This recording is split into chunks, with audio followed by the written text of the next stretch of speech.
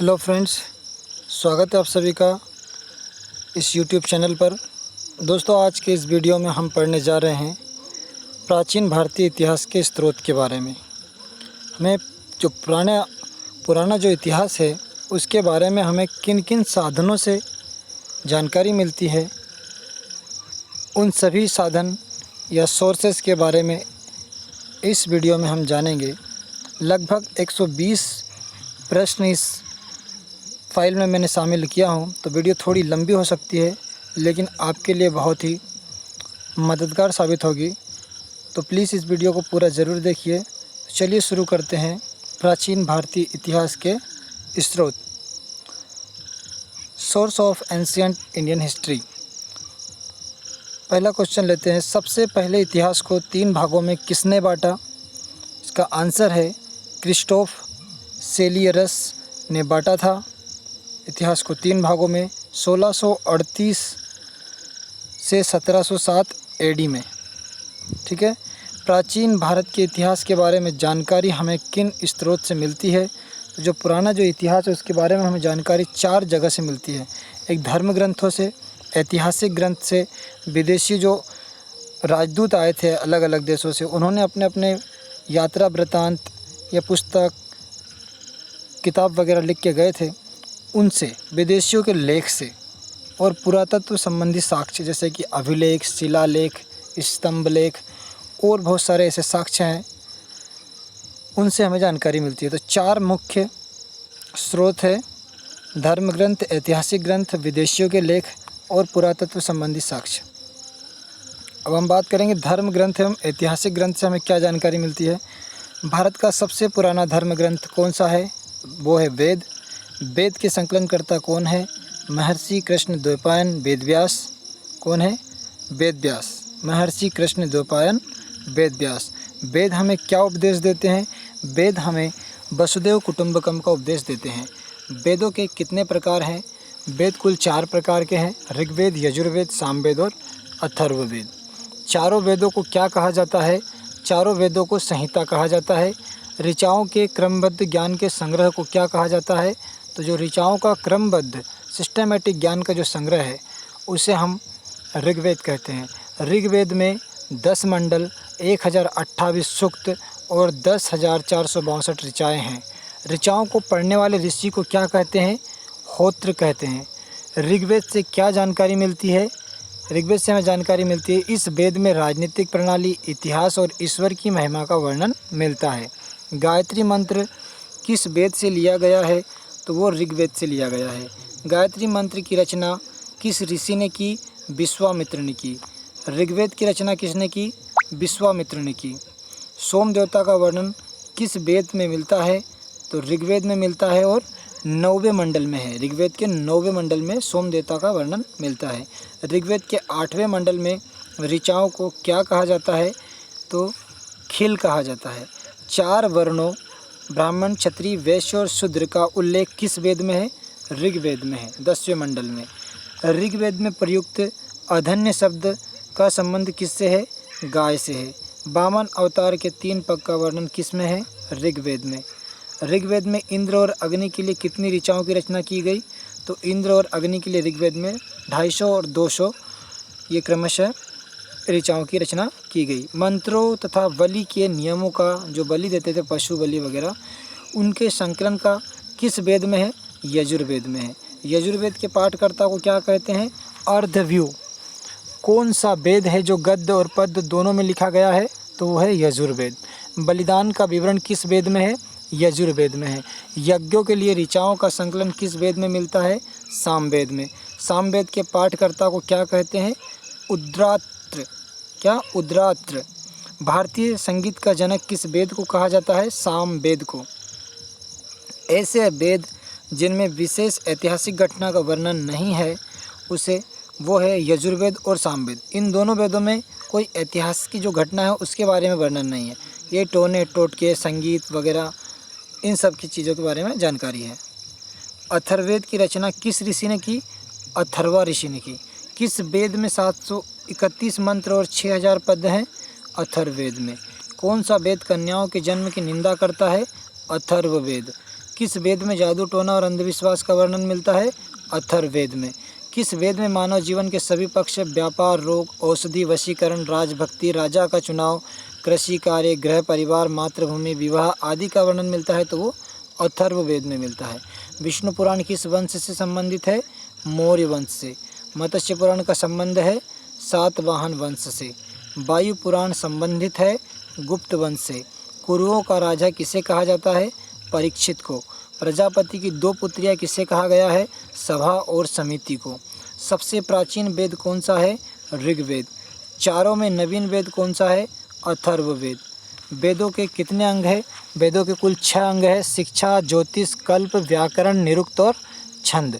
पुराणों के रचयिता किसे माना जाता है? ऋषि लोमहर्ष और उनके पुत्र उग्रश्रवा को पुराणों का रचयिता माना जाता है। कौन? ऋषि लोमहर्ष और उनका पुत्र उग्रश्रवा। कुल कितने पुराण हैं? आप सभी जानते हैं कुल 18 पुराण हैं। सबसे प्राचीन और प्रामाणिक पुराण कौन सा है? सबसे पुराना जो प्राचीन पुराण है वो है मत्स्य पुराण। किन लोगों को वेद पढ़ने की अनुमति नहीं थी? उस समय में स्त्रियों तथा शूद्र जाति के लोगों को वेद पढ़ने की अनुमति नहीं थी। स्त्रियों की सबसे बुरी दशा किस संहिता से मिलती है? मैत्रेयी संहिता से। स्त्री को पुरुष की अर्धांगिनी कहा गया है शतपथ ब्राह्मण में। ये कोई ग्रंथ है शतपथ ब्राह्मण, इसमें स्त्री को पुरुष की अर्धांगिनी कहा गया है।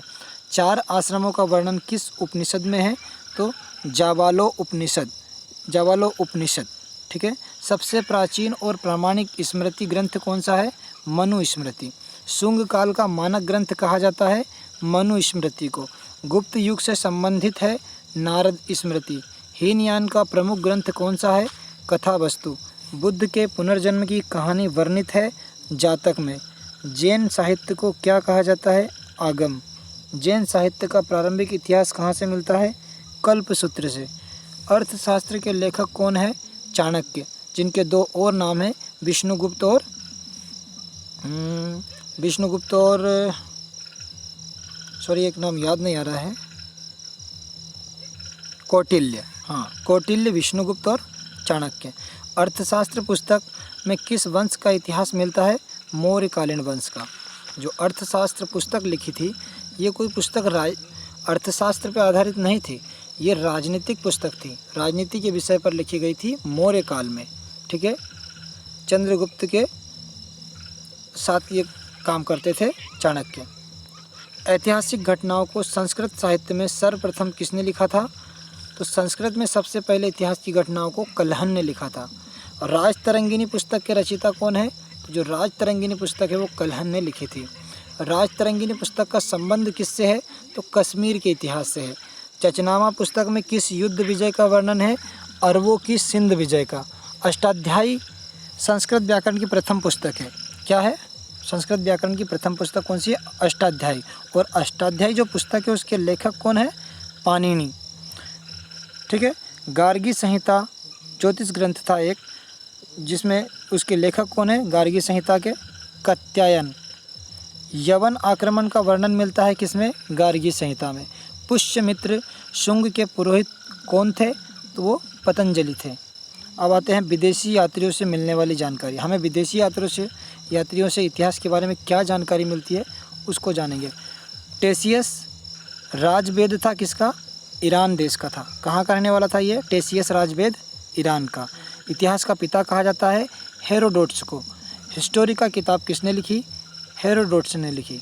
सेल्यूकस निकेटर का राजदूत कौन था? मेगास्थनीज था। मेगास्थनीज किसके दरबार में आया था? चंद्रगुप्त मौर्य के दरबार में आया था। इंडिका पुस्तक के लेखक कौन है? मेगास्थनीज है। डायमेकस किसका राजदूत था? तो डायमेकस जो था वो सीरिया का नरेश था, आंतियोकस का। किसका? सीरियन नरेश आंतियोकस का। डायमेकस किसके राज दरबार में आया था? तो ये बिंदुसार के, यह भी मौर्य युग से संबंधित था, बिंदुसार के राज दरबार में आया था। डायोनिसियस किसका राजदूत था? ये मिस्र का नरेश टालमी फिलाडेल्फस। ठीक है। टालमी फिलाडेल्फस का राजदूत था ये डायोनिसियस। डायोनिसियस किसके राज दरबार में आया था? तो सम्राट अशोक के। भारत का भूगोल नामक पुस्तक किसने लिखी थी? टालमी ने। भारत का भूगोल नामक पुस्तक किस शताब्दी में लिखी गई? दूसरी शताब्दी में। प्रथम शताब्दी में नेचुरल, इसमें भारतीय पेड़ पौधों, पशु और खनिज पदार्थों के बारे में विवरण मिलता है। प्रथम शताब्दी में नेचुरल हिस्ट्री नामक पुस्तक किसने लिखी थी? तो जो नेचुरल हिस्ट्री नामक पुस्तक थी वो प्लिनी ने लिखी थी। फाहियान चीनी यात्री था एक। फाहियान किसके राज दरबार में आया था? तो गुप्त नरेश चंद्रगुप्त द्वितीय के। जो फाहियान था चीनी यात्री, वो चंद्रगुप्त द्वितीय के राज दरबार में आया था। फाहियान ने किस समाज और संस्कृति का वर्णन किया?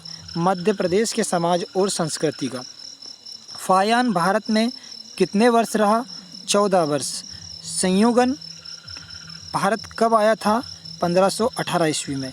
बौद्ध धर्म की प्राप्तियां किसने एकत्रित की थी? संयुगन ने। हैंसांग किसके शासनकाल में भारत आया था? हर्षवर्धन के। हैंसांग सबसे पहले किस भारतीय राज्य में पहुंचा? कपीसा में। हैंसांग कब कहां से भारत आया था? वह 630 ईस्वी में चीन से आया था।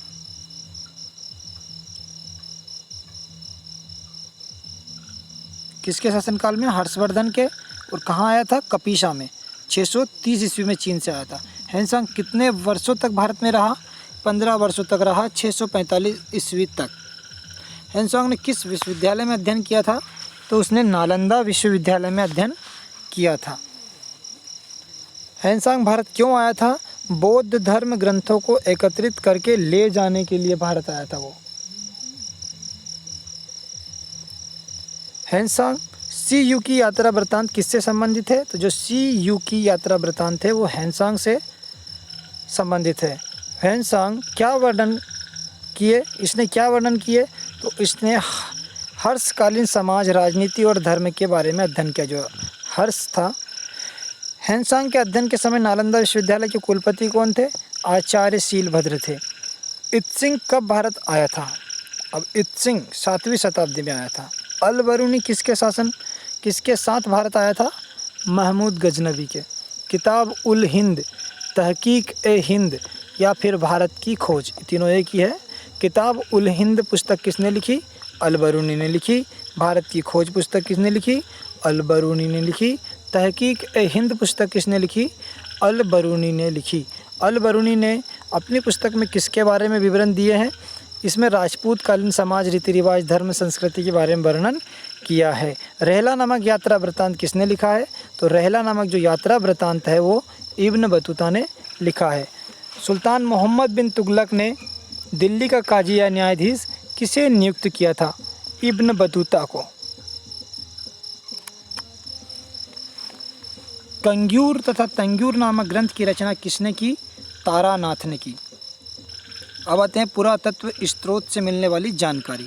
जो पुराने पुरातत्व स्रोत से शिलालेख वगैरह, इनसे हमें क्या जानकारी मिलती है इतिहास के बारे में, वो जान लेते हैं। भारतीय पुरातत्व शास्त्र का पितामह किसे कहा जाता है?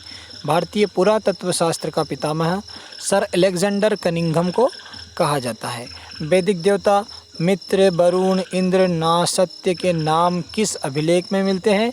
बोगाज कोई अभिलेख। भागवत धर्म विकसित होने का प्रमाण कहाँ से मिलता है? विदिशा के गरुड़ स्तंभ लेख से। सर्वप्रथम भारतवर्ष का जिक्र कहाँ हुआ है? हाथी गुफा अभिलेख में।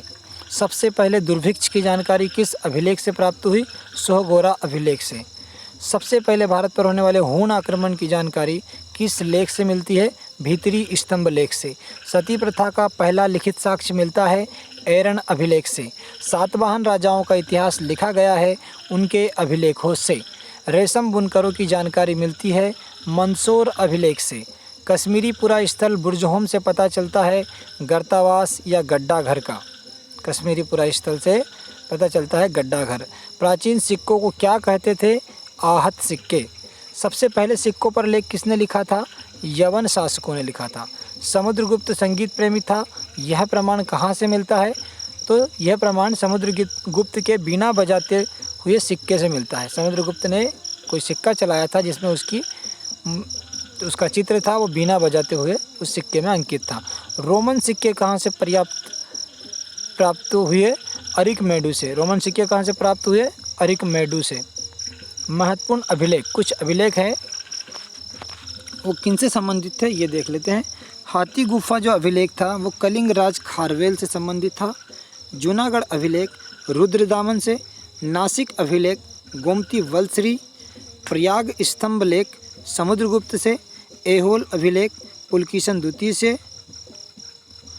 मंदसौर अभिलेख मालवा नरेश यशोवर्मन, ग्वालियर अभिलेख प्रतिहार नरेश भोज, भीतरी एवं जूनागढ़ अभिलेख स्कंदगुप्त से, और देवपाड़ा अभिलेख जो था बंगाल शासक विजय सेन से संबंधित है। अभिलेखों का अध्ययन क्या कहलाता है? अभिलेखों का अध्ययन एपिग्राफी कहलाता है। उत्तर भारत के मंदिरों की शैली कैसी है? नागर शैली है, और दक्षिण भारत के मंदिरों की शैली द्रविड़ शैली है। मुख्य मंदिर 4 सहायक मंदिरों से घिरा हो उसे क्या कहते हैं? कोई मंदिर है जो कि आसपास 4 मंदिरों से घिरा हो उसे हम पंचायतन शैली मंदिर कहते हैं। ठीक है, तो दोस्तों ये थे हमारे प्राचीन इतिहास को जानने वाले स्रोत। आपको ये वीडियो कैसा लगा कमेंट करके बताइए।